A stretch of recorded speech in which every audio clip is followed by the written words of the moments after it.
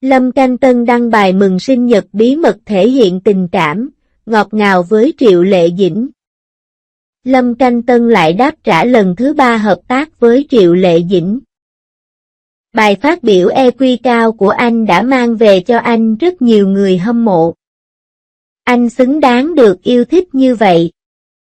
Khi Lâm Canh Tân tham gia một chương trình tạp kỹ, khi được hỏi có muốn hợp tác với Triệu Lệ Dĩnh lần thứ 3 không, anh trả lời với chỉ số thông minh cảm xúc cao rằng điều đó phụ thuộc vào sự sẵn lòng của Triệu Lệ Dĩnh. Hai người đã hợp tác trong bộ phim truyền hình ăn khách Ghệ Phượng Hoàng Du Ký, Triệu Lệ Dĩnh đã giành được nhiều giải thưởng, Lâm Canh Tân cũng phát triển rực rỡ. Khả năng hợp tác ba bên giữa hai bên là rất cao, tùy thuộc vào kịch bản và thời điểm. Cuộc gặp gỡ tình cờ của Lâm Canh Tân vắng bàn tán sôi nổi. Cả hai đều diện trang phục và bánh sinh nhật giống nhau, thường xuyên tương tác trên các nền tảng xã hội, dường như có sự hiểu ngầm. Cư dân mạng suy đoán rằng cả hai có mối quan hệ bất thường. Nhưng họ chưa bao giờ chính thức công khai mối quan hệ. Bạn có tin vào số phận không? Đôi khi, chúng ta thực sự có thể tạo ra những tia lửa ngoài sức tưởng tượng với một người có vẻ bình thường vào một khoảnh khắc vô tình nào đó. Gần đây, cuộc gặp gỡ tình cờ của Lâm Canh Tân và Triệu Lệ Dĩnh tại Phúc Châu đã gây nên những cuộc tranh luận sôi nổi trong cộng đồng mạng. Mọi người đều suy đoán liệu hai người này có phải định mệnh bên nhau hay còn ẩn chứa bí mật nào đó. Cuộc gặp gỡ tình cờ này có thực sự là sự trùng hợp ngẫu nhiên. Lần này Lâm Canh Tân đến Phúc Châu chỉ để đốt pháo hoa mừng Tết Nguyên Tiêu, không ngờ lại gặp phải Triệu Lệ Dĩnh. Nghe có giống cốt truyện trong phim không? Triệu Lệ Dĩnh lúc đó đang quay phim ở Phúc Châu, cùng anh họ chơi pháo hoa. Gần giống như hai thế giới song song đột nhiên va chạm ở cùng một chỗ, cuộc gặp gỡ vô tình của hai tên tuổi lớn này quả thực chính là ý trời. Nói thật, tôi không biết loại tình tiết trùng hợp này có phải là do biên kịch lấy cảm hứng hay không, nhưng ngay cả cư dân mạng cũng thấy nó quá kịch tính, mọi người đều suy đoán trong phần bình luận. Đây có phải là định mệnh không? Hay là Lâm Canh Tân đã biết Triệu Lệ Dĩnh cũng ở Phúc Châu? Giống như trong phim truyền hình, nam chính và nữ chính luôn khéo léo gặp nhau đúng lúc đúng chỗ, dường như tình cờ này lại tràn ngập sự lãng mạn. Nói đến đây, bạn có cảm thấy hơi lãng mạn hay thậm chí hơi chua chát không? Trên thực tế, loại tình tiết này đã xuất hiện không chỉ một lần. Trong ngành giải trí, những cuộc gặp gỡ tình cờ của người nổi tiếng từ lâu đã trở thành một cốt truyện ngọt ngào được người hâm mộ yêu thích. Nhưng liệu Lâm Canh Tân và Triệu Lệ Dĩnh có thực sự không đến được với nhau không, hay đã có dấu hiệu cho thấy điều đó? Trong chớp mắt, sinh nhật của Lâm Canh Tân đã đến. Vào ngày sinh nhật của anh đã đăng một tin nhắn trên nền tảng xã hội để chúc mừng sinh nhật của mình. Trông không khác gì những lời chúc mừng sinh nhật thông thường, nhưng nếu nhìn kỹ, 4 biểu tượng cảm xúc của anh ấy không hề đơn giản, có một biểu thỏ chính là biệt danh riêng của Triệu Lệ Dĩnh. Những biểu tượng cảm xúc khác cũng là những gợi ý tinh tế. Khi người hâm mộ nhìn thấy chúng, họ đã bị sốc, đây có phải là sự ngọt ngào rắc rối của Lâm Canh Tân không? Nói đến đây, biệt danh thỏ từ lâu đã là một bí mật đối với người hâm mộ Triệu Lệ Dĩnh. Nếu bạn là fan của Triệu Lệ Dĩnh, chắc chắn bạn sẽ biết cái tên này ngọt ngào đến mức nào. Nó chỉ là biệt danh tiêu chuẩn giữa các cặp đôi. Do đó, việc Lâm Canh Tân đăng ảnh thỏ lên mạng xã hội chắc chắn là một cách để phát tán đường cho toàn bộ cộng đồng. Có thật là Lâm Canh Tân đang tiết lộ mối quan hệ giữa họ không? Đương nhiên, cũng có một số cư dân mạng nói, Lâm Canh Tân gợi ý có lẽ không trực tiếp. Trong giới giải trí người nổi tiếng đều có lời nói mơ hồ. Nhưng dù vậy, những chi tiết này vẫn khơi dậy trí tưởng tượng vô tận của người hâm mộ. Lời chúc mừng sinh nhật này có vẻ khiêm tốn. Nhưng thực ra nó ẩn chứa rất nhiều ẩn ý, khiến mọi người tin rằng mối quan hệ giữa hai người có thể không chỉ là bạn bè, và có lẽ họ đã có sự hiểu ngầm nào đó. Gần đây, khi Lâm Canh Tân tham gia chương trình tạp kỹ Sun Market, Tạ Na đã hỏi anh về sự hợp tác của anh với Triệu Lệ Dĩnh trong Travel with Phoenix. Đồng thời cũng nhân cơ hội này hỏi liệu Lâm Canh Tân có hợp tác với Triệu Lệ Dĩnh lần thứ 3 không? Đối mặt với câu hỏi đã được hỏi nhiều lần này, Lâm Canh Tân một lần nữa chứng minh trí tuệ cảm xúc cao của mình và trả lời, bạn vào việc cô Triệu có đồng ý hay không?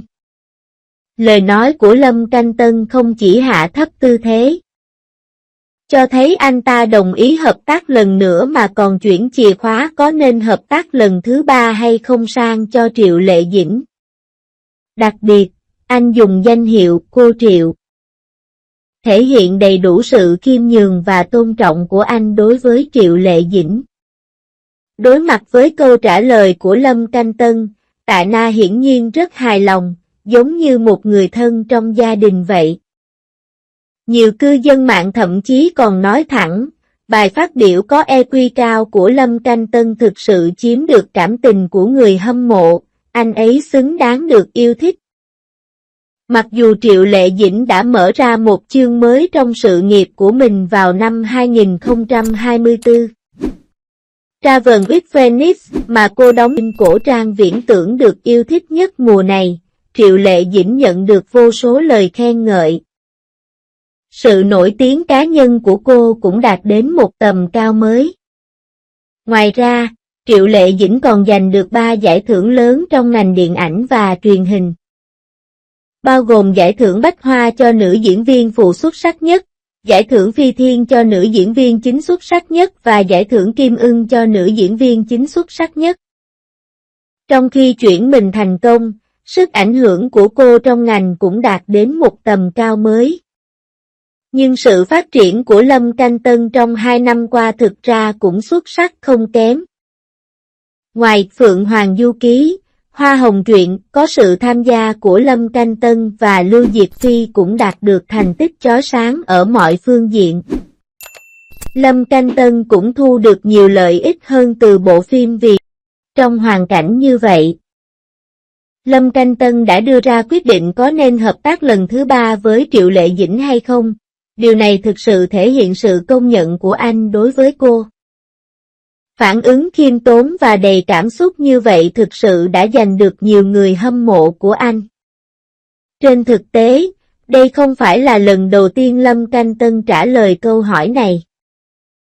Ngay từ khi ET Du Ký được phát sóng, Lâm Canh Tân đã bày tỏ mong muốn mãnh liệt được hợp tác với Triệu Lệ Dĩnh một lần nữa.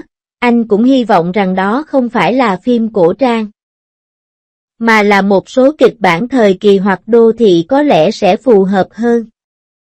Từ những phản hồi này có thể thấy 2 lần hợp tác đầu tiên của Lâm Canh Tân và Triệu Lệ Dĩnh đều rất thành công và hạnh phúc. Đầu tiên là bộ phim truyền hình ăn khách đầu tiên Princess Aren, sau Unitor Theves đang thịnh hành trên mạng. Bất kể là sự hiểu ngầm giữa hai người trong quá trình hợp tác hay là cảm xúc của chính Phú trong các cảnh tình cảm khác nhau, tất cả đều đáng ngạc nhiên. Nếu hai người thực sự có thể thành công trong lần hợp tác thứ 3, bất kể nội dung tác phẩm là gì, thì rõ ràng đây sẽ là tác phẩm được xem và mong đợi nhất. Và thành tích sau khi phát sóng cũng sẽ có mức trần cực cao. Với người hâm mộ, có lẽ họ không mong đợi Lâm Canh Tân và Triệu Lệ Dĩnh công khai mối quan hệ, nhưng hy vọng được chứng kiến nhiều hơn những khoảnh khắc ngọt ngào như thế này của họ. Trên thực tế, những tương tác như vậy khiến mọi người mong chờ đến ngày trong tương lai khi hai người có thể vô tình tiết lộ nhiều manh mối cảm xúc hơn vì một số chi tiết. Mối quan hệ giữa Lâm Canh Tân và Triệu Lệ Dĩnh không chỉ được thể hiện trước công chúng. Hai người đã có nhiều sự hợp tác trong công việc và tương tác riêng tư. Người trong cuộc tiết lộ. Lâm Canh Tân và Triệu Lệ Dĩnh có tình bạn rất sâu đậm. Khi Triệu Lệ Dĩnh gặp áp lực công việc, cô sẽ tìm lời khuyên từ Lâm Canh Tân và ngược lại. Sự hiểu biết ngầm và hỗ trợ lẫn nhau trong công việc đã vô hình làm sâu sắc thêm lòng tin giữa hai bên. Những điều nhỏ nhặt trong cuộc sống cũng có thể giúp họ tìm thấy sự hỗ trợ từ nhau trong công việc bận rộn. Bạn phải biết rằng tình bạn trong ngành giải trí không giống như tình bạn giữa những người bình thường, tương tác hàng ngày ít hơn, hiếm khi duy trì được tình bạn và sự ủng hộ lâu dài. Và đây có thể là bí quyết cho mối quan hệ bền vững giữa Lâm.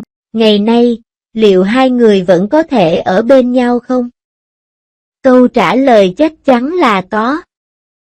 Triệu Lệ Dĩnh hiện đã hoàn thành quá trình lột xác, cô chủ yếu tập trung vào những bộ phim nghiêm túc hoặc các tác phẩm khó về đề tài đô thị hoặc thời kỳ lịch sử. Rõ ràng là trùng hợp với ý tưởng của Lâm Canh Tân. Dựa trên diễn xuất trước đó của Lâm Canh Tân trong nghe câu chuyện Hoa Hồng. Nếu một bộ phim tình cảm đô thị cùng thể loại có sự góp mặt của anh và Triệu Lệ Dĩnh, khả năng hai người cùng đóng vai thứ ba là rất cao. Và nếu hai người họ có thể vào vai một cặp đôi hoặc một cặp vợ chồng trong một bộ phim truyền hình không cần trang phục, có lẽ bộ phim sẽ gây được nhiều tranh luận nhất. Tất nhiên, Lâm Canh Tân và Triệu Lệ Dĩnh đều có những dự định sự nghiệp riêng, nên đây không sẽ phụ thuộc nhiều hơn vào kịch bản và thời điểm. Bạn nghĩ gì về điều này? Chào mừng bạn để lại tin nhắn riêng và chúng ta hãy cùng nhau giao tiếp.